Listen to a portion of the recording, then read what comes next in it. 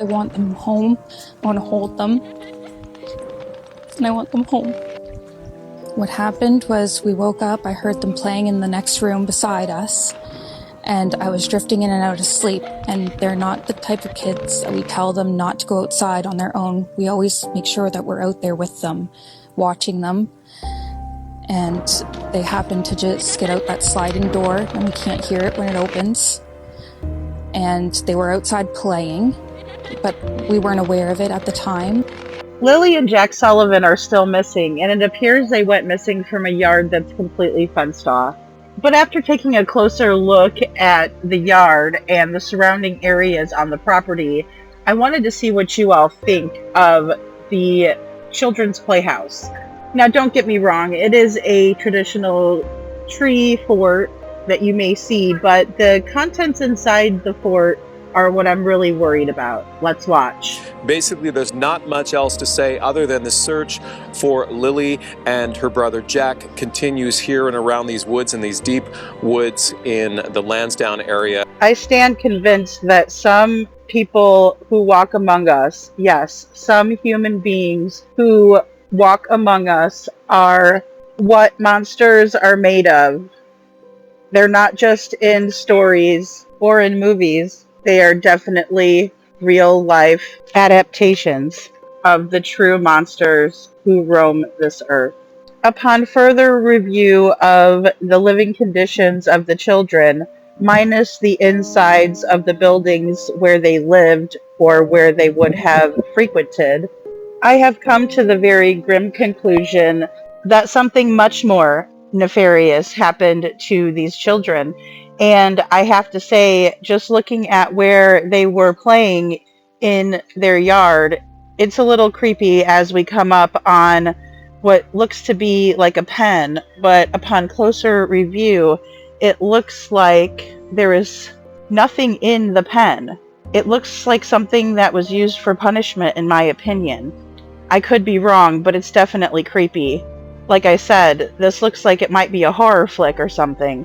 But it's not. It's actual footage from the yard where Lily and Jack Sullivan went missing on May 2nd, 2025. They've been missing over a week now, and as you can see, this pen is sitting on what appears to be a hill, and so it does go on a downward slant, which would make it extremely difficult to get out of. Anyone else getting Buffalo Bill vibes? It puts the lotion on the skin precious. Anyone? Bueller, anyone? Obviously creepy in my opinion. As the reporter nears the tree fort, we see a tire with two whiteboards on either side of the tire. It looks like it may be a little table set up, but it doesn't have a top on the table, so it's very odd in my opinion as well.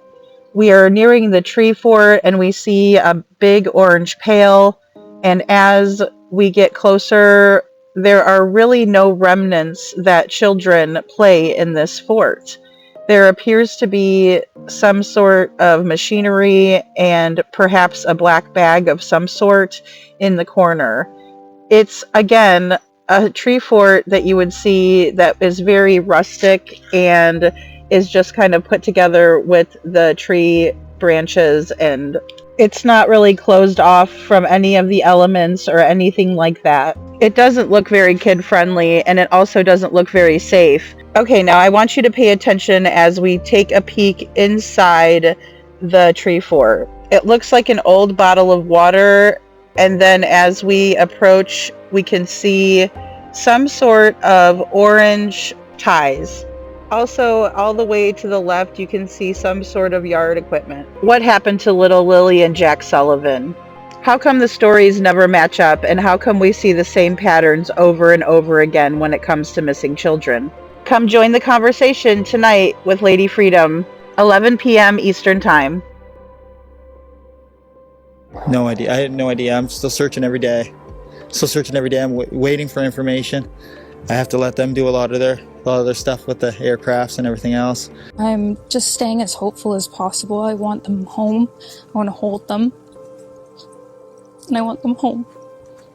What happened was we woke up, I heard them playing in the next room beside us, and I was drifting in and out of sleep. And they're not the type of kids that we tell them not to go outside on their own. We always make sure that we're out there with them, watching them. And they happen to just get out that sliding door, and we can't hear it when it opens.